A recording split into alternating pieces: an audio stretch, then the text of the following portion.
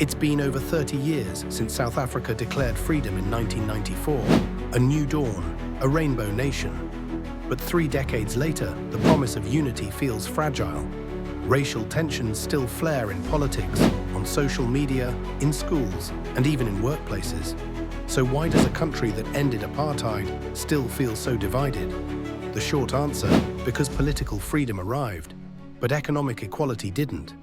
When apartheid fell, power shifted politically, but wealth and privilege largely stayed where they were. The 1994 transition wasn't a revolution, it was a negotiation. The new government inherited a state designed to protect white wealth, not redistribute it. Land, capital, and corporate ownership remained mostly untouched. Today, about 8% of South Africans, mostly white, still own more than 70% of the private farmland. In the corporate world, Black South Africans remain underrepresented in executive positions, even though they make up the vast majority of the population. This structural imbalance fuels quiet anger that never truly went away. Let's talk about economics, because money often decides how people relate to one another. The unemployment rate for Black South Africans is over 30%. For white South Africans, it's under 8%. That gap defines how opportunity and resentment flow through society. If one group controls the economy while another fights for survival, social harmony becomes impossible. But the problem isn't just about numbers, it's about perception and lived experience. White South Africans often argue that they're unfairly targeted in conversations about privilege, that they weren't personally responsible for apartheid and shouldn't bear guilt for it. Meanwhile, many Black South Africans feel that 30 years later, there's been too little change, that reconciliation has become an excuse for inaction. The Rainbow Nation was supposed to bring equality, not just coexistence. Then there's politics. South African leaders have used race, on both sides, as a weapon. When the economy struggles or elections approach, politicians reach for racial narratives. Some frame white people as the reason transformation is slow. Others paint Black leadership as corrupt or incompetent. Both strategies deepen division instead of addressing inequality. Media and social platforms magnify it. On X, TikTok, and Facebook, outrage is rewarded with clicks. Every racially charged post, every farm murder headline, every university protest clip is amplified to fit an agenda. Algorithms profit from division. Meanwhile, real stories of cooperation, mixed neighborhoods, or diverse workplaces rarely trend. The result is a distorted view of reality, one that makes the country seem more divided than it sometimes is. But perception creates its own truth. Education is another fault line. Schools remain unequal. Former Model C and private schools offer world-class education, while township and rural schools often lack books, toilets, or teachers. That means generational inequality continues.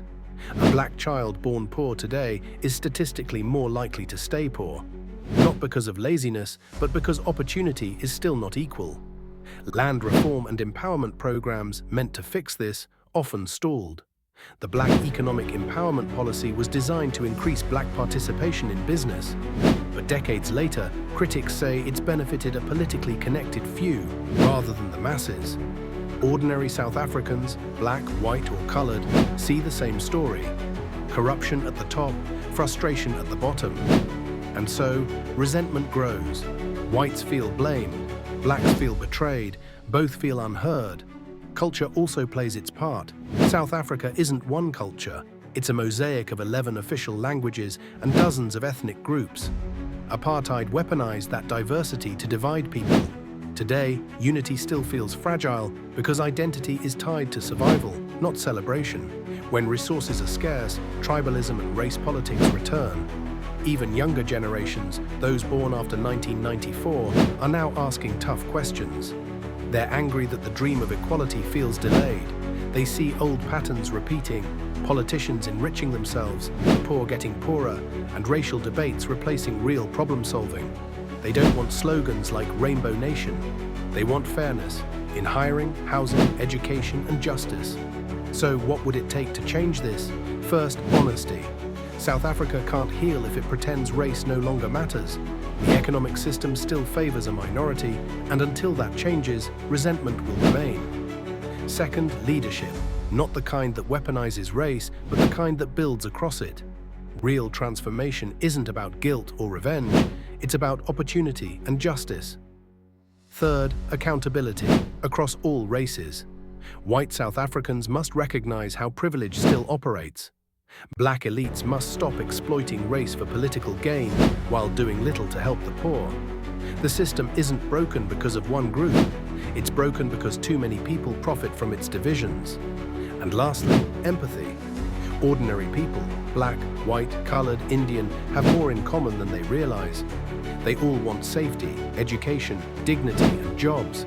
But as long as they blame each other instead of demanding accountability from those in power, nothing will change. South Africa isn't failing because of race. It's failing because race is used to distract from inequality, corruption, and greed. The country's real enemy isn't color, it's complacency. If you believe South Africa's next 30 years should be about shared progress, not shared pain, hit subscribe, share this video, and comment below with your thoughts.